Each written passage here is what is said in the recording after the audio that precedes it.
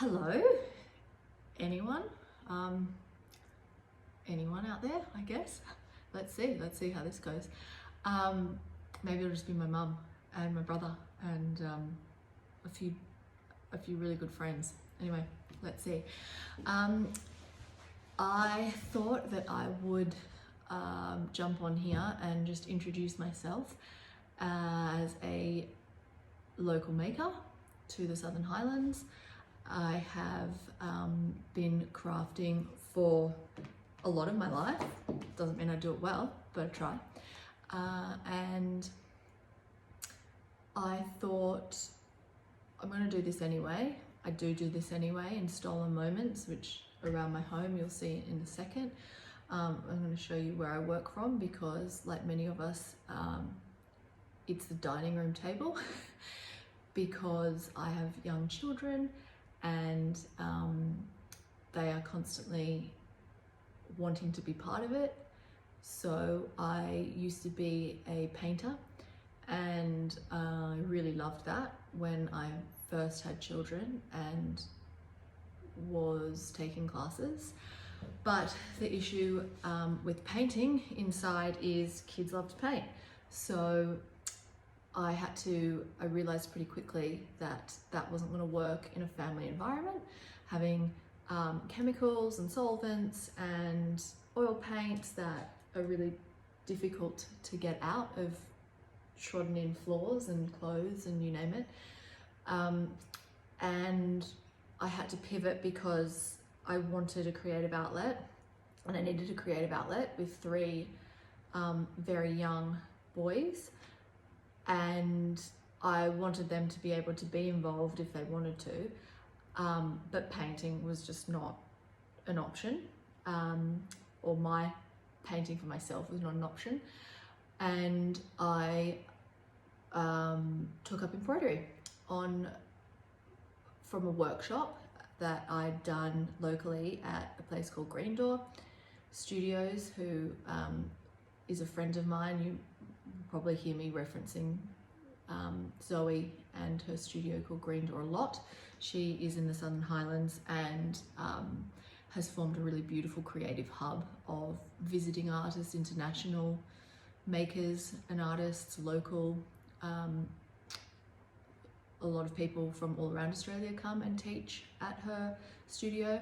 So I went along to a class one day and went, yep, this is something that I can pick up and drop in a moment, with a moment's notice, when I hear a scream or someone needs to have their bum wiped or you name it, all the things that take us off track, or all the distractions that you have to work around when you are making.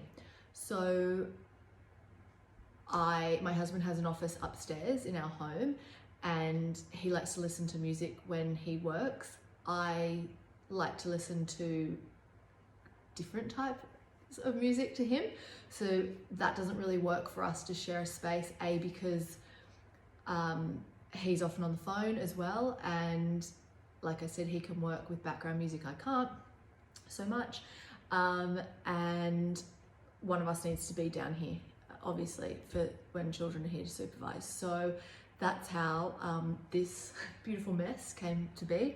So it's a pretty special space. We live on a farm in a beautiful regional area that's about an hour and a half to 2 hours south of Sydney in, I guess you'd call it a mountainous, well, an elevated area. So we have a very different climate to Sydney. We get cold winters for Australia, cold, frost, heavy frost. There was a beautiful frost this morning, and long winters, I think, for me, who loves the warmth. So I struggle here in winter, but as you'll see, I guess being in this space, this is a real sun trap in our living area, in our kitchen, and it's a really nice spot to work from.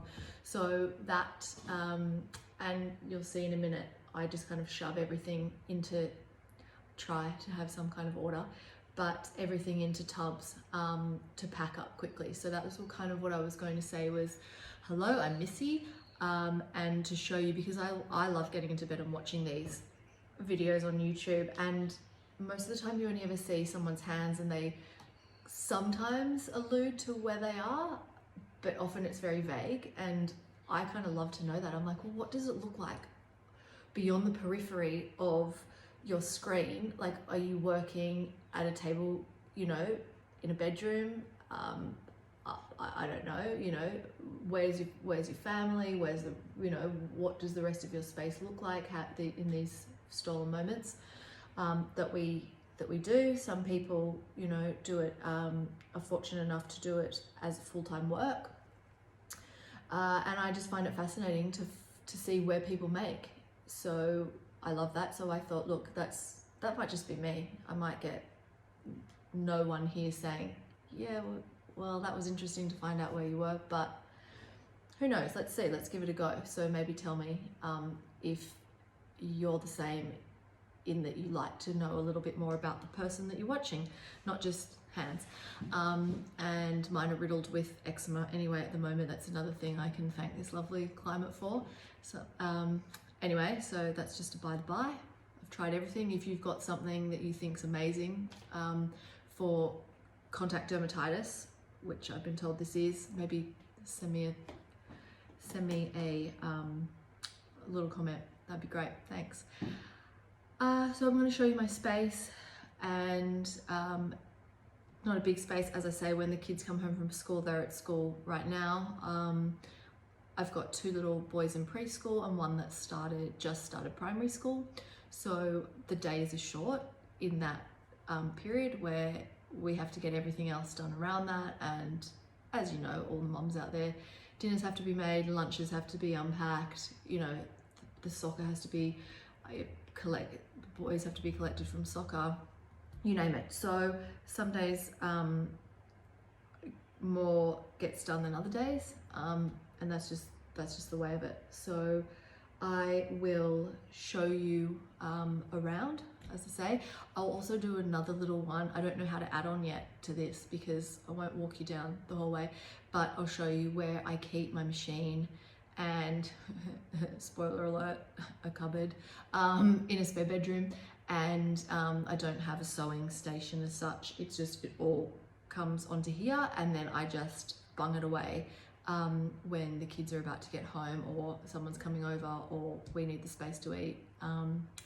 And I found that's the most effective way at the moment for me, because I can't have a sewing room, and I want to still be able to be around and know if I've got you know, something boiling on the stove, that I can get to it easily. It doesn't really matter. Like the light's pretty nice here, and it's nice. My husband keeps cows. There's none behind me at the moment, but often they are just behind here, behind that hedgerow there. And it's a pretty peaceful spot. So anyway, that's that. I will show you now the big reveal.